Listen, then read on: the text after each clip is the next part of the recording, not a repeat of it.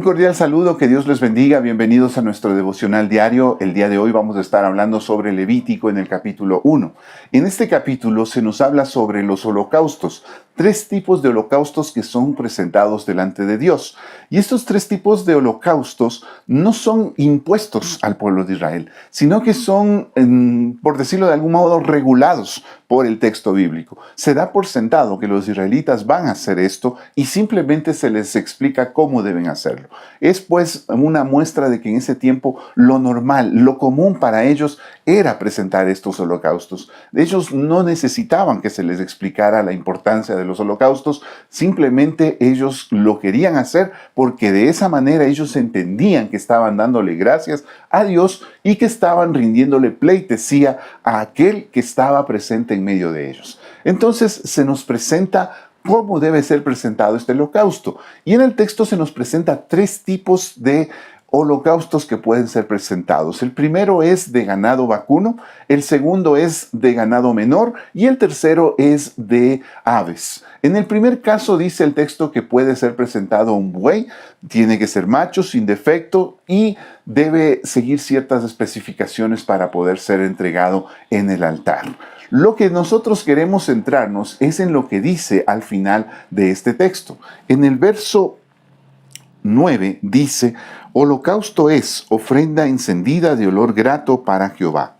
El segundo tipo de holocausto que podía ser entregado, como les decía, es el de ofrenda de ganado menor. En este caso podía ser de cabras o de corderos. Y en este caso, nuevamente, tenía que ser macho sin defecto y debía ser entregado en el altar. Y luego se especifica lo mismo que se había dicho sobre el tema del buey.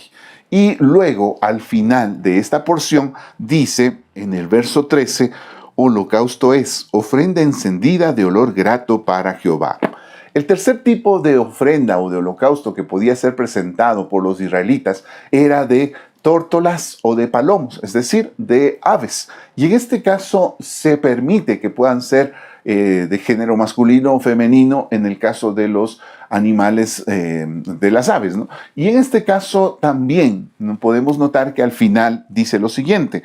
En el verso 17, holocausto es ofrenda encendida de olor grato para Jehová.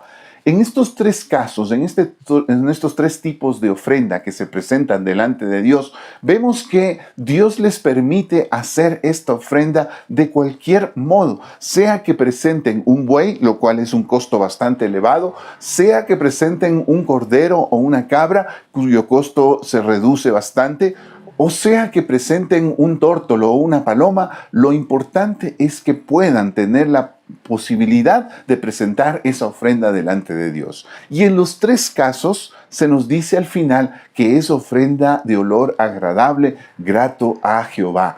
Esto nos muestra que para Dios no es cuestión de la grandeza de lo que entregamos o presentamos delante de Él, sino la importancia de lo que en el corazón del ser humano hay. Si hay en el corazón de Dios esta disposición para que nosotros podamos ofrecer lo que hay en nosotros, lo que tenemos a nuestra disposición, debemos también nosotros saber entregarlo de buena manera. No es que el que puede entregar el buey es mejor recibido por Dios que aquel que solo puede entregar una paloma o un tórtola, sino que en ambos casos Dios lo recibe con agrado.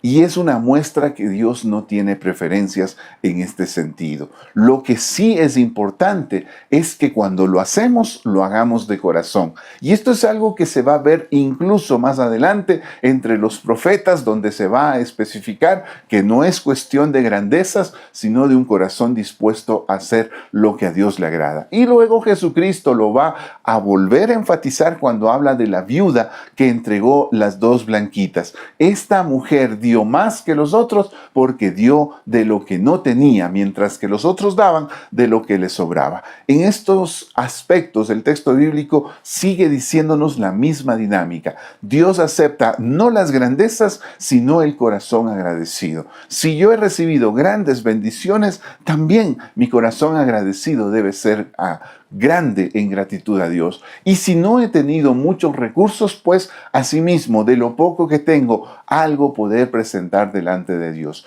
Con gratitud, sabiendo que Él ha sido generoso conmigo durante este tiempo. Así que de eso me habla este capítulo primero sobre los holocaustos en el libro de Levítico. Aprendamos a ser gratos a Dios, aprendamos a presentar nuestra pleitesía delante de Dios y sepamos que sin importar si es mucho o poco lo que demos delante de Dios, Dios se recibirá esa ofrenda como un olor grato, fragante delante de Él. Que Dios te bendiga.